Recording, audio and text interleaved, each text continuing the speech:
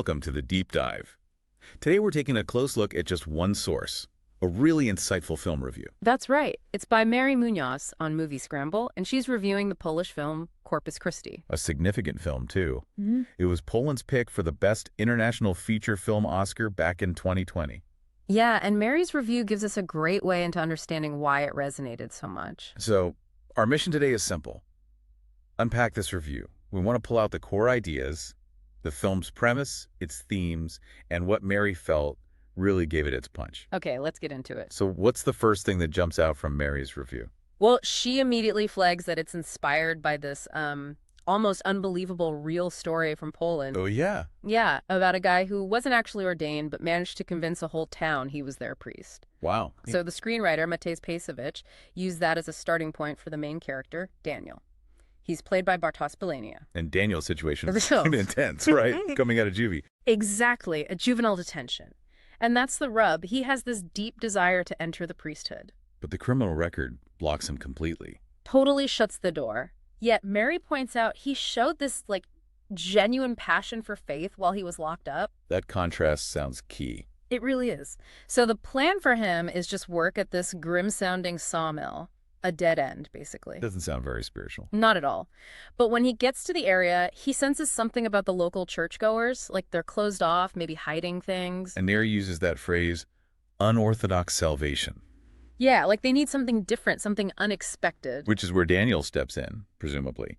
The director is John Kamasa. John Kamasa, yes. And the core idea, as Mary describes it, is Daniel seizing this opportunity, putting on the collar, and becoming the priest in this small town. And Mary sets a pretty stark tone early on, describing the opening scene. She does. She talks about a scene in the detention center.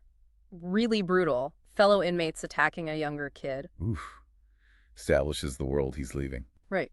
Immediately shows you the harshness. But then, like you said about contrast, Mary also notes seeing Daniel in that same place, leading hymns, praying genuinely into the Catholic Mass. It's a really powerful image, that duality. And that duality feeds right into the themes Mary pulls out. She talks about identity, guilt, release, belonging.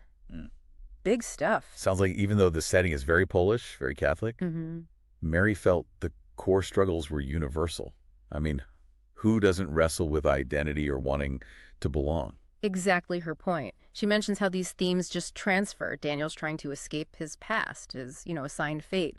But the villagers have their own assigned roles, too. Yeah, these sort of fixed social positions in the community. It speaks to how we can all feel a bit trapped sometimes. And Mary frames it almost like an old story. Like a morality tale, she says, or maybe a Polish folktale. Yeah. Saints and sinners, and maybe the lines are blurry. Interesting. Now, the review really focuses on the actor playing Daniel, Bartosz Belania. Oh, absolutely. Mary doesn't hold back. She calls his performance utterly luminous. Luminous. Wow. And she mentions his eyes. Yes. Piercingly hypnotic blue eyes. That description really jumps out. It suggests a real intensity. For sure, which fits the character, because Daniel is so complex, according to Mary. He's got this empathy, he listens patiently, like ideal priest material in some ways. Right. But yeah, he's also drowning in guilt from his past, from the lie he's living right now, and he still has his own vices. So it's that constant internal battle. Right, and Mary says Belania is just compelling to watch. He has this raw presence on screen. And somehow, despite the deception, the comfort he gives people feels real. That's what Mary felt, yeah. The spiritual connection he makes with the parishioners, it lands as genuine. You buy into his impact. But he's not just offering comfort, is he? Mary says he also challenges them. He does. She highlights how he points out the community's own hypocrisy. Like what? Like how they sort of fawn over the rich mill owner, but then direct all this hatred towards a widow whose husband caused a fatal car crash. Okay, so the fake priest sees the real moral issues. Precisely. And Mary's take is that his bluntness, his truth in those moments, combined with his energy, it's exactly what that community needed. And maybe what he needed too. Perhaps. By finding a purpose, even in a lie. Okay, shifting gears a bit. What about the look of the film? Mary mentions the cinematography. Yeah, Piotr Sobocinski Jr.'s work. She was hugely impressed. Any specific examples she gives? A few vivid ones, like a thumping, swirling, shaky cam when Daniel's giving in to his vices, putting you right in his headspace. Right. Then there's the way the mist is captured in the Polish countryside. Beautiful, but maybe unsettling. And something about a fire. Yes. Yeah. This image of Daniel's little temporary home burning, she described it as amber against the inky midnight sky. Really sticks with you. It sounds like the visuals really support the mood. Mary talks about the color palette, too. Mm-hmm. Hazy, washed out grays, greens, blues, browns. She felt it really underscored the feeling of grief and secrecy hanging over the village. So the look is doing heavy lifting, not just background. Definitely integral. And the director, Kamasa, Mary notes how he balances different tones. How so? He blends humor, moments of lightness with real terror and sometimes shocking brutality. And Mary found that effective. She called it extremely refreshing, said it lets the characters really breathe, feel like complex people, not just symbols. Makes sense. Avoids being just one thing.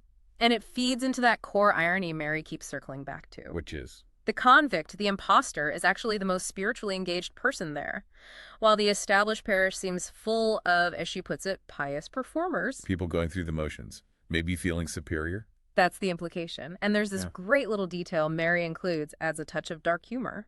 Go on. Apparently, Daniel has to quickly Google search on his phone how to actually run a confessional booth. No way. That's brilliant. It just grounds it. It reminds you he is totally winging it, even as he's having this profound effect. So funny. Did Mary have any criticisms at all? Just one thing she sort of picks at, as she says. Okay. The romantic subplot. Between Daniel and a local girl, Marta, Mary felt it wasn't totally essential to the main story. Okay. Although she does immediately offer a counter thought. Maybe Daniel's direct, unusual approach is exactly the awakening Marta needs. And who is Marta?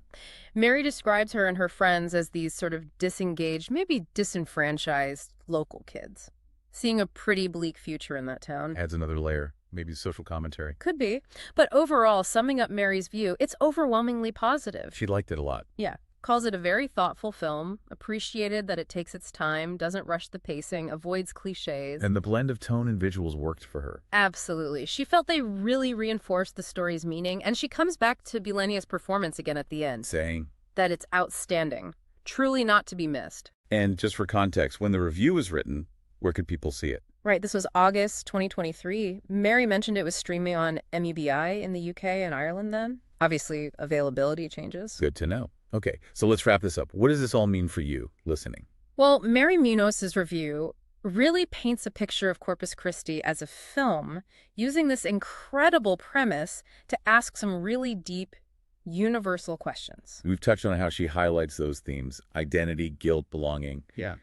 And the power of that central performance from Bilenia. And how the visual style isn't just window dressing, it shapes the whole feeling of the film. But I think the core idea that resonates from Mary's review is, well, it's quite provocative, isn't it? Which idea is that? That sometimes the most meaningful help, the most genuine connection, maybe even spiritual renewal, comes from completely unexpected people, people outside the system, people society might have written off. Yeah, that really comes through. Connecting that to the bigger picture. Mary's take suggests the film really pushes back against assumptions.